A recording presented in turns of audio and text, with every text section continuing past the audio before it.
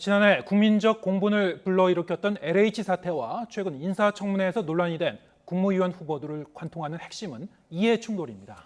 지난해 우여곡절 끝에 국회를 통과한 이해충돌방지법이 내일부터 본격 시행에 들어가는데요. 공공기관 15,000곳, 200만 공직자들이 적용 대상입니다. 보도에 김세호 기자입니다.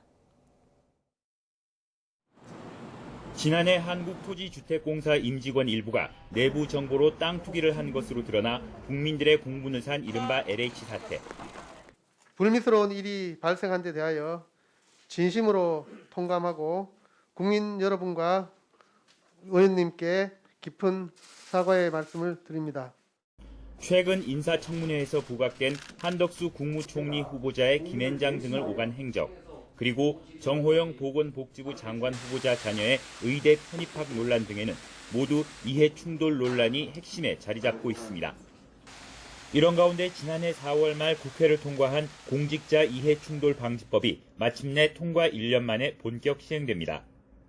국회, 법원, 중앙행정기관, 공직유관단체 등 15,000여 개 기관, 200만 명의 공직자가 모두 이 법의 적용을 받습니다.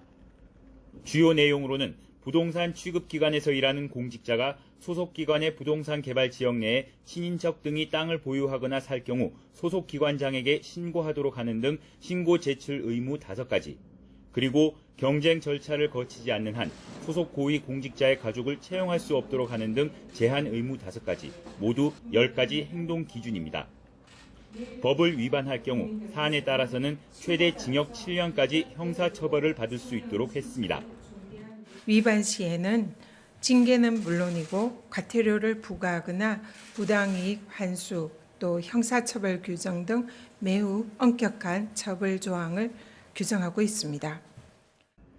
권익위는 올해 하반기 고위공직자들의 민간 부문에서의 활동 내용을 제출하도록 하고 법 이행을 제대로 했는지를 파악하는 전수조사를 할 방침입니다. 윤석열 정부에서 새로 임명된 국무위원들도 대상인 만큼 다음 달까지 신고 제출 의무에 해당하는 사항들을 모두 신고하도록 할 방침입니다.